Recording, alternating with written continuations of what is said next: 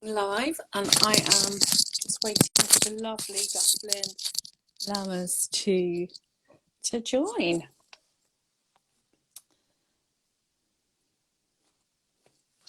And I'm going to just keep an eye out. Hello, hiya.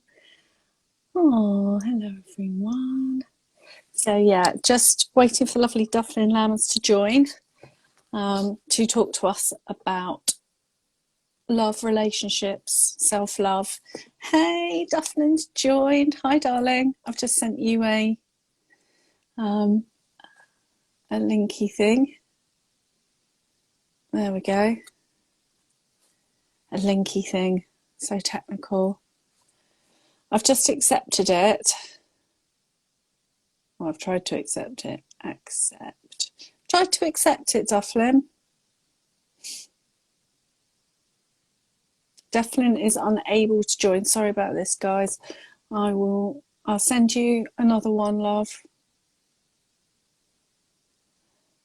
I've sent you an invite, so maybe you accept that. So yeah, Dufflyn is an awesome coach. Hey, hello. Here we are. Hi. We've managed it. Hello. Oh, nice to see you. Hi, darling. You too. How are you doing? I'm good. I'm enjoying my Valentine's Day or Galentine's Day. Galentine's Day. Tell us about Galentine's Day. I saw that on the She Recovers board and I was like, yay to that. I know, right? You know, it's funny. I remember when I was single back in Los Angeles, like years ago, people started saying this Galentine's Day thing, and I was like, oh my God. Like, right? Because I felt so sorry for myself because I was single. And then I just decided to embrace it. And I mean, I went all out. I sent cards to all my girlfriends, and I had a big old Valentine's Day party. And, and I was like, okay, so let's make it about love. Like, let's just love the one you're with, like the song says. Yeah, I love that. And I do. I just feel like over the last few years, that kind of feeling of wanting to be inclusive and celebrates love in a wider sense, that 360, loving on everyone really hard and ourselves, is so important, right? Because actually people can get really caught up in the narrative today. It can be a lot about, rather than love and abundance, it can feel like it's about scarcity or about expectation. So I don't know if you want to, elucidate us on your take on this day and how to look after ourselves, really. I like your fancy words. Elucidate. You're so smart and fancy, Kate. I adore you. So speaking of Galentines, yeah, I feel like the funny thing is we're at a place and a time too in history where people feel like, oh my gosh, the world's falling apart. And it's easy to get sucked into that. And it's easy to get sucked into that in our own lives too, right? When things aren't going the way that we'd like for them to be going, whether it's in our relationship or in our career or in our family, whatever it is. I remember a few years back, I was really bummed about what was going on in my country. And as you know, I live in Paris, but I'm American. And I was really struggling with it. And I was talking with a friend who actually is French. And she said, what if you're not, you and your country are not falling apart? What if you're becoming great? And I thought, well, yeah, like that's the thing, right? Because we can't be resilient, we can't grow unless we have obstacles, unless we have something to overcome, unless there's something to push up against, right? But when that obstacle comes, then we get to stretch, we get to grow, we get to discover who we are and what we're made of. And the funny thing is, like, I used to really struggle with that too when I was single, because I was like, oh, if I can just find the person, then everything will be okay. And, I am not the only person who is aware of the fact that once you find the person, that's, then that's where the real journey begins. That's a whole other load of work. Right? Be careful what you wish for. Exactly. Yeah, it's so true, isn't it? I love what you said about that, about in the growth there's the gold. And we come when that is sometimes that's out of comfort zone, isn't it? It's kind of that stretch zone, really. But what about, the sort of, I know that you are a love and relationship coach, right? So give us some tips on how to, I think, how to make the most of your relationship. That's a big one. But also how to look after ourselves within that. That sort of, so out, putting the love out there and then also shining the love inside. I love the way you said that. Yeah, so inside of a relationship, I mean, a lot of us feel like we can lose ourselves in the relationship. And there's a few things that I think can be really helpful around that, which is to say, there's a wonderful relationship therapist. Her name is Esther Perel, and she likes to say, love enjoys knowing everything about you, but desire needs air. And so, what that means is that we need to continue to cultivate ourselves and express ourselves and go out into the world and find those other mirrors, whether it's a friend or it's a craft that you do or it's work that you do or whatever it is, so that you have some energy to bring back into the relationship, so you have what's called an open system. Right, that's where the air comes in. You need an open system so that you can breathe and grow together. And I feel like also it's so easy to criticize. And I fall into this all the time, right? I'm like, oh, he didn't take out the trash again, or whatever it is. And someone shared this little trick with me a long time ago, and it's saved my butt so many times. When you find yourself in that criticizing place, it's a really, it doesn't feel good to anybody, right? But so sit down and just make a list of 5 things your partner did right that day, and try it every day for maybe 21 days, right? 5 things your partner did right. And it just changes your perspective and it feels so much better. And for me, so far as self-love, I have to say, meditating and having a daily meditation practice is the greatest act of self-love I've ever done. Yeah, yeah. Just that kind of yeah, those foundational pieces of self-love. I mean, what I'm hearing there is that the mindfulness meditation practice, and then my mind's going towards sobriety, recovery, and piecing it together, because obviously you are a She Recovers coach, as am I. And so our work is around that kind of those foundational things that keep us well, right? And that are key to our recovery, our sobriety. And so it's almost like there's that mindfulness thing, and having some really good foundational practices for ourselves that keep us regulated, that keep us out of that reactive space. Because when we're reactive, that's when we're lashing out. That's when we're going to things that are not helpful. That's when we're lashing out at our partner. And then the other thing, it sounds like a gratitude practice, right? The 5 things that you appreciate. Is that, am I right in picking that? Yeah, I mean, it's sort of like a gratitude list for your partner, but it's also changing because we do so much wrong making. Even if it's a simple thing of like, why did you do it that way? Well, they're doing it the way they're doing it, right? The languaging is important. Of 5 things your partner did right. I feel like that languaging is important. Just in terms of changing the perspective, language is important in lots of ways, right? And yeah, just taking that moment to focus on that. And I mean, I feel like there are lots of different practices, like you said, foundational practices that we do that bring us back into alignment. Because ultimately, I believe that there is an infinite well of love inside each one of us, right? And our job is to go in there and then figure out how we can let it flow out into the world, right? And so it's just about getting rid of all the stuff that blocks that. Like, what's blocking my flow today? What's getting in my way today? And I love that. right. And for those of us in recovery, like, that's a regular practice. We become ninjas at getting out of our own way because we must, right? We have to. Yeah, and I love that. It's like coming from a place of abundance then, rather than scarcity. And you're right. It's like that little pernicious, it's another big word, but I don't even know if it's the right word to use. That little voice, you know, that monkey on the shoulder that just picks fault, and that negative bias, I guess, that scans. There's a few things, aren't there? There's almost like the negative bias coming in. I'm thinking hedonic adaptation, where we get used to things that feel good. So then we have that novelty or that critical thing going seeking for what's wrong or what's next Mm-hmm. somehow. Mm-hmm. And I mean, it doesn't take a genius to kind of work out how that might be bad for your relationships. Oh, 100%. I mean, it's one of those things that the Gottman Institute talks about, the four horsemen, and criticism is one of them.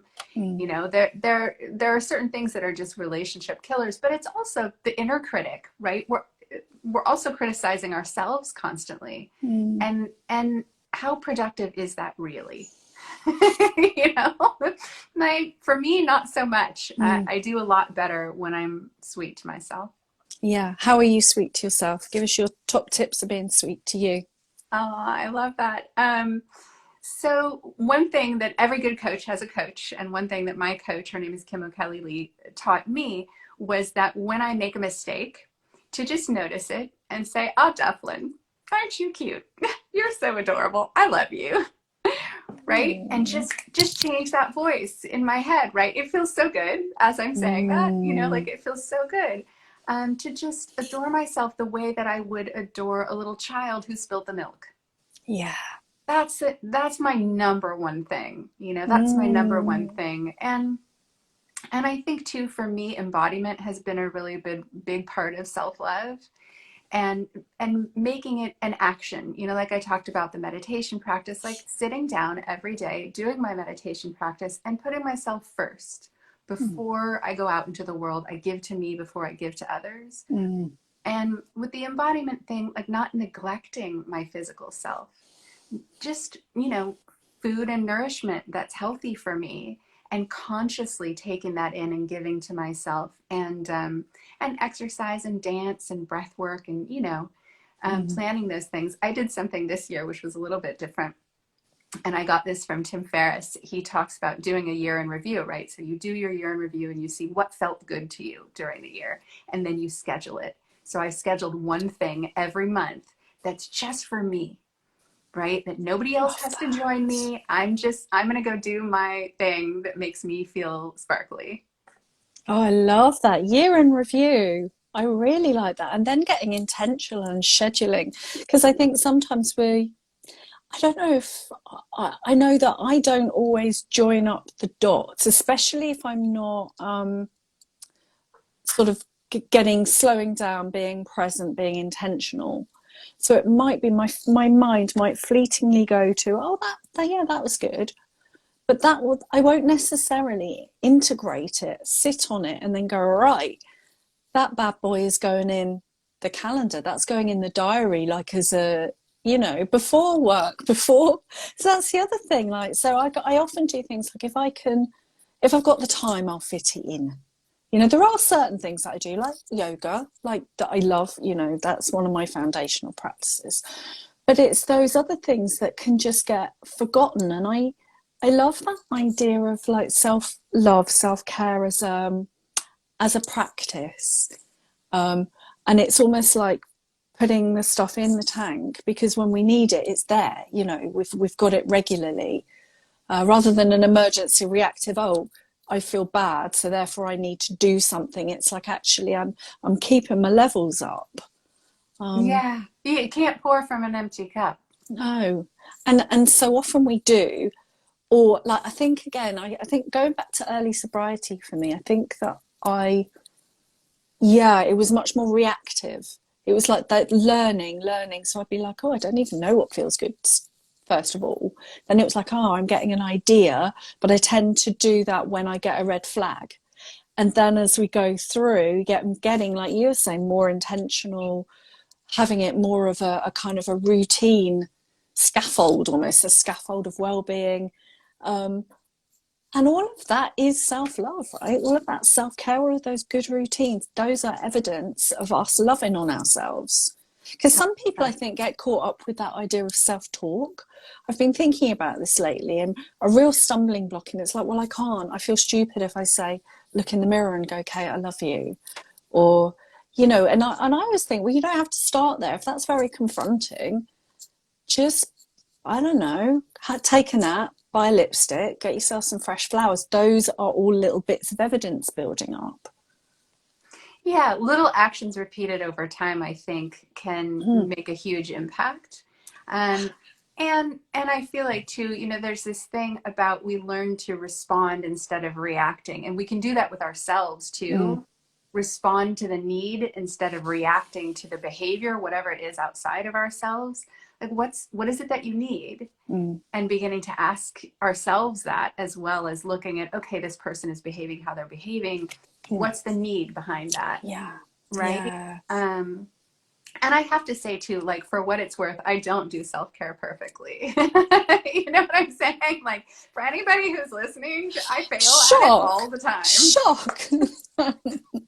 Yeah. Yeah, and that's part of the self-care, is not expecting yourself to do it perfectly, because otherwise it becomes onerous and another to-do, rather than, like you said, a kind of responsive, fluid, open place of possibility. In a way, it's kind of shutting it down again, isn't it? I love what you said about the embodied thing as well. I think that for me, I've been doing some of this recently where I've been putting myself out of my comfort zone work-wise.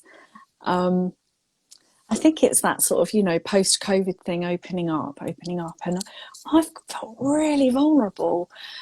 And to be able to just breathe and have it show up in the body and just be like, okay, I've got you. I don't have to fix it, sweetheart. I'm just being with you. I'm just like, it's okay. It's okay. And then, you know, just that act of not then, I don't know, shutting it down somehow. Letting it rise and fall. Like, that's been a really big bit of self-love that I've done recently, I think. Yeah, and that's beautiful. Just going to your breath, going to your body in the moment, and being where you're at. I mean, that's a huge practice, I think, that you know, that I work with my clients a lot on, is whatever's going on, you see something flash across their face and you're like, what was that? How do you feel? Where is it in your body? And we can begin to do that for ourselves too, right? To just say, okay, like, what am I feeling right now? Okay, I've got a pain in my neck because I slept on the pillow wrong. Right. And I feel a little bit sad about something, and I feel a little bit vulnerable because it's Valentine's Day. Is he going to bring the flowers? Yeah.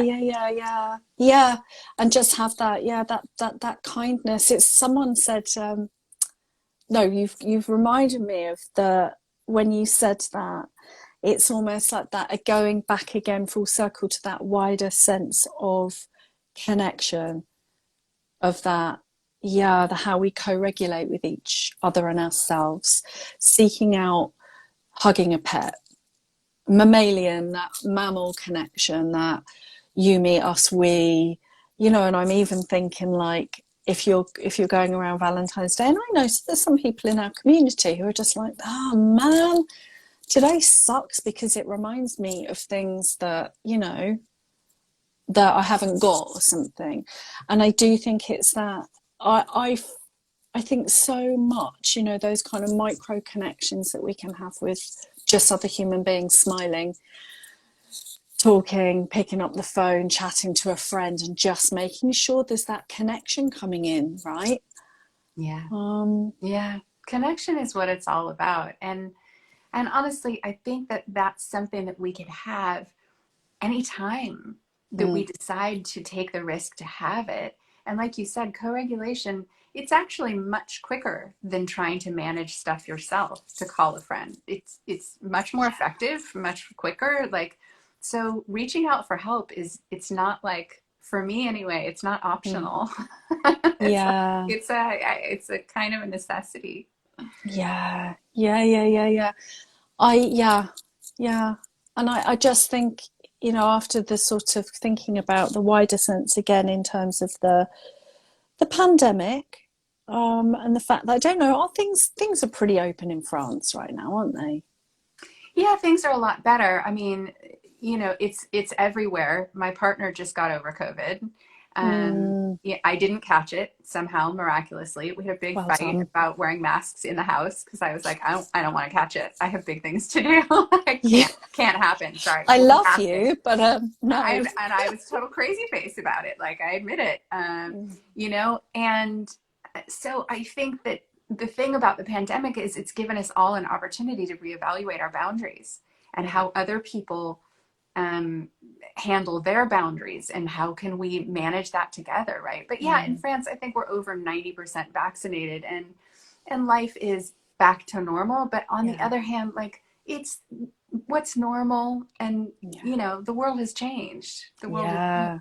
for the better, I think. Yeah, and I feel like that things are opening up in the UK, and there's that sense of mm, going back to that sense of kind of understanding how important all of us are to each other. I know that I've got a beautiful yoga community that I go to, and we just can't get enough of each other, right? There's just like, I want to love on you so hard. Like, as soon as we can hug, we're like going to hug. We're going to really hug, you know. My husband next door, I think in my yoga community, it's like those other connections that I'm really craving. I can't get enough of them. I'm like, give me more of you. You're amazing, you're amazing. Look at your face. I just want to look at your face. I want to hear you. I want to practice with you. I want to hang out with you. And there's that sense, you know. I don't know why I'm talking about this but I want to talk about this on Valentine's Day because again, it's like blowing that sense of connection, community, and love right wide open. I'm so pleased that you can talk to me today. I'm like, look at your beautiful face. Yay! I'm so pleased that you asked and that here we are together. Yeah. Yeah, Yeah. man. It's just like cultivating the love, cultivating the joy, right? And it's Yeah. that thing of like, go where the love is. Like, yeah, where is the love? And let me go and get it and let me go and give it too. Yeah. Yeah, I love that. Yeah. Like I And how remember this go on. guy I knew back in LA talked about being a go-giver. Mm, And I try to do that too with my colleagues. Like if there's something that I can give that they need that I can give, I do my best, to make introductions, to, you know, say a kind word about someone. Any little action like that, it's just an yeah. opportunity to be a go-giver, to just cultivate Mm, love in the world. yeah. And it's such a good thing to do. I think it's very empowering. Then you get the positive response back. Often you get all your, that lovely reciprocity. You feel good about yourself because you've done something. So it's a real powerful practice to sort of, get the generator going. 100%. It's funny. I Isn't feel like it? that's a thing I learned from improv, like improv Mm, acting, right? yeah, Yes, and you know, and we would do this thing called extend, intensify, and enlarge. It was an improv focus. Like, well, whatever the other person was giving you, your job was to extend, yeah. intensify, and enlarge that. And if you do that, like I sometimes take my little improv practices and just do them on people. No one knows that I'm doing it. Right? You see, so you're like in there and you're like, yes, I'm going to take what you're giving me and I'm going to make it more. Yeah, Yeah, yeah, you're going to supersize that. I love exactly. it. Yeah, you just reminded me though of that those kind of random acts of kindness and how much we can generate a bit of love and from if we're feeling lack to put it out there first. And I just think that's powerful because it kind of gets us out of our own way. And you've reminded me of something that I do at the end of the summer. We have a lavender bush outside our front door. It's massive. It gets really big, and we don't chop it down until the bees are done with it. That makes me feel good. I'm looking after the bees, right? And then it started maybe 3 years ago. My daughter and I go out and cut it, and then we tie ribbons and we just leave big bunches of lavender all around my female neighbours, just on their doorsteps. It was so beautiful. And we just did it because we had too much lavender. We didn't really know what to do with it. So we were like, well, we might as well. And then a couple of days later, I went out and the front door, and there was a bag of apples that my neighbour had just popped on my doorstep, that they had a bit too much. And that's like an example of exactly what you're talking about there, right? Exactly. Put some Exactly. love out there, Duff.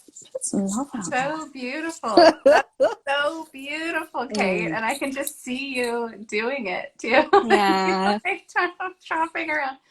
Oh, that's so sweet. You know, there's that thing about you're supposed to have, it's like an old tradition to have lavender and rosemary by your door. So lavender for sweetness and rosemary for protection. I love that. So you're Yeah. out there spreading the sweetness. And maybe I'm going to get some rosemary. I heard there was an old English saying, she who has rosemary by the door, I don't know what it is, I've forgotten what it is now, but it was something like is the boss of the house. So there's definitely Hey. something about that protection. Yeah, I love that. Oh, well, it is so lovely to speak to you today. I feel like I've put, yeah, I feel more happy, bit more energized, bit more love, and I really hope that you do. And if anyone's listened, when they listen, they catch some of that, catch some of the good vibes, and yeah, put some stuff out there today. Celebrate love in the wider sense, isn't it? Oh, Celebrate love in the wider sense. yeah, Yeah.